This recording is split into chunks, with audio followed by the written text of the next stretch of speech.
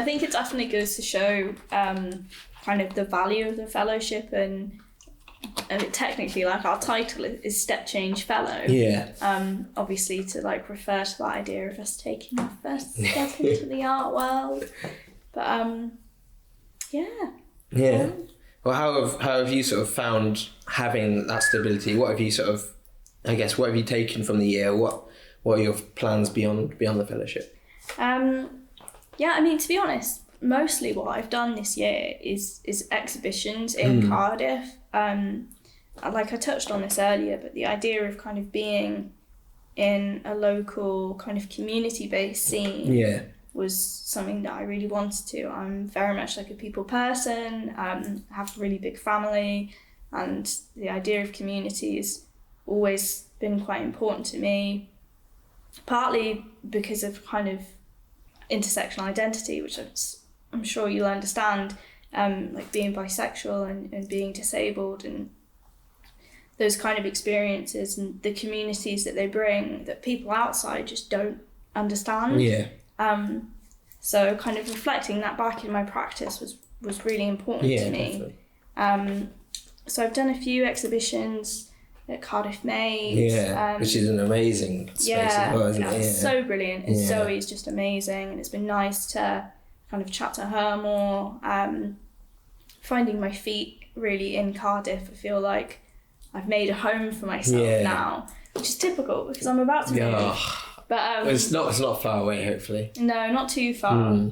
I think the major thing that I've done this year has been the residency at Arcade Camphor.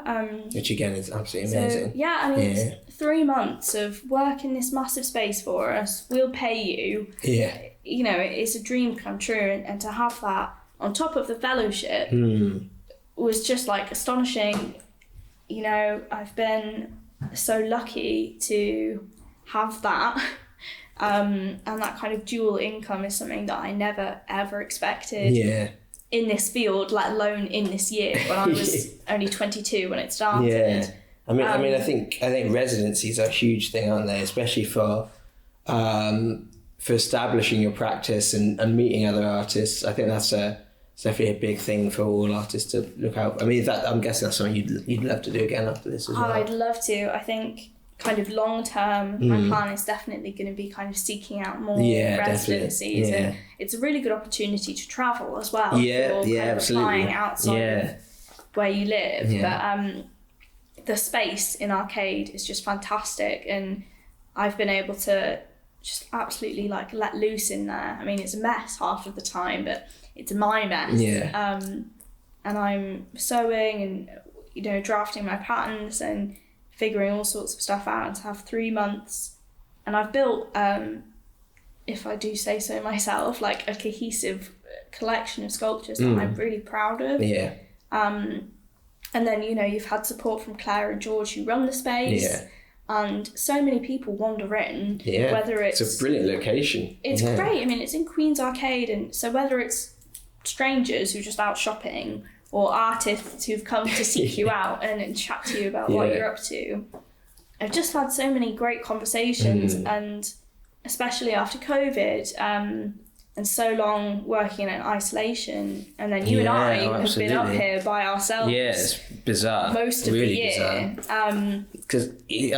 That's something which I think that's something which could have been a real I don't know the word. It could have been really unfortunate, I think, if to go an entire year without having, because that idea of community, I think that's you, especially in your, well, maybe I was pretty late to the party realizing it, but that idea of community is so important, and then not having that around, you needed to find it, because your work just develops differently when you've got people you can talk to on the regular, who can share ideas and learn about other your work it will just develop, but again, I guess you having that residency and having that local community in Cardiff that we kind of knew a little bit because we'd been here so long. That's been really huge, I think. I do think though it was just something that I touched on. Like I was here, I was in a few exhibitions, I knew a few people, but I'd only scratched the surface. And you know, having the residency, as we've said before, the time to apply to anything and everything, I've been able to develop those relationships while I've been developing my practice. Yeah. And from the residency, there's going to be a show in Camphor. Oh, okay, amazing. Soon. I think we're opening on the 2nd of October. Okay, perfect. Oh, that's very soon. That's soon, yes. So it might have opened by the time we get this out. Yeah, okay. We'll see. Can have it on the entrance. Yeah, and then, you know, things have been kind of spiralling on. So, like, I built my website, which I've been meaning to do for ages, but never had the time. Yeah, sure. And then someone found my website, and I think if we're delaying putting this out, I could probably say, but anyway, I've got an exhibition coming up at Moorham Cunliffe, which is, I might have butchered the name, but it's the Wales, I'm guessing. Yes. It's the Young Welsh Artists exhibition. And then through that, I've met other fantastic artists who, you know, like I'd heard their name. Maybe we followed each other on Instagram. Yeah, for sure. We've chatted, we've met. And that one is something that I'm really, really excited about. The work is completely unseen, and I'm so proud of it, and to have the time and the opportunity to create this work, to really go wild, like with my technical knowledge, and then to have it in like a prestigious event. Yeah, that's crazy. Is really, really wild. Unseen. That's unseen. That sounds very exciting. The only person who's seen it is my boyfriend, because we live together.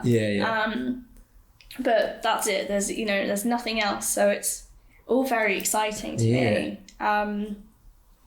But yeah, I mean, as you've said, like that spiral of things like leading to one another. Yeah, absolutely. And again, community. Yeah. Which is embedded within that, And just being able to show in different spaces. I did an exhibition with the Minotopian Gallery. Okay. Which is so cool. Basically, it's a dollhouse that has been renovated, and then all of the work is like a 34th of the scale. Oh, okay. So I've got all the original work, and then I made it all like this big. And is that through prints, around. Or is that through like physically making? No, I physically made them. Wow. I think some people probably would use prints, some people did. But especially like for the sewing stuff, I just did it by hand. Yeah. And then I suppose some of your stuff is ginormous then. Might not work in a miniature gallery. But then, you know, the gallery moves. So at the moment it's in Hereford. Oh, wicked. I know. Yeah. It's such a cool little thing to have like a tiny little piece of me. Yeah, absolutely. That's brilliant. Just travelling the country. Around. Yeah. And the gallery itself is very cool. Like the owner and runner. Yeah. I think he renovated it all himself. And wicked. It's been the chance to kind of pursue those things and write proposals. Yeah. And just say, these are my ideas, please let me make them. Yeah. I've been so lucky that so many people have said, yes, like we would love that. Yeah. Yeah. Wicked. And then obviously after the fellowship. After the fellowship, I'm moving to Oxford to do my MFA. Yeah. I do my masters at Ruskin. Which is a great place. I was having a look at that place because I think Lynette Boy actually taught there or teaches there. Yeah. I know who Joy Labinjo is an amazing artist. She's been doing really well. She's still quite young, fairly young, but she just went there. So it's definitely a very, very good place. Yeah. It's like absolutely astonishing. I never ever thought that I would go to Oxford. Yeah. That I would even get in. I mean, I didn't do very well in like my A levels and stuff. And as I've said like earlier today, the fellowship and my lecturers here actually having confidence in my work and the fact that I could make a career out of this really made me think, well, hold on, you know, I may as well try. And actually doing that and then getting a spot and having that kind of be the next chapter is just so surreal.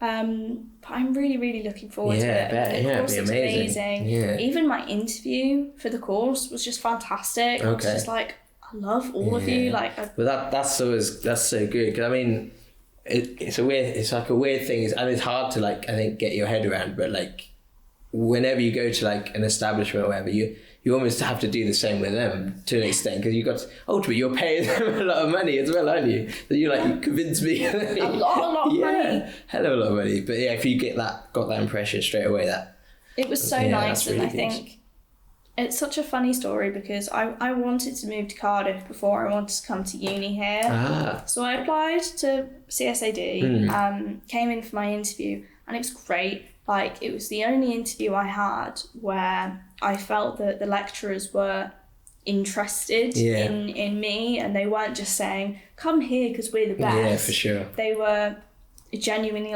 curious. They wanted to know about my practice. Yeah. They were making suggestions even then. And honestly, the 4 years I've had here have been the best 4 years of my life. Yeah. And then, going for my interview in Oxford and still kind of having that kind of rapport instantly and that kind of positive feeling, even on a digital interview. Yeah. Well, that's definitely says it. Yeah, that was quite a weird one, but it's been so good, and I'm really excited about what happens next. Yeah, wicked.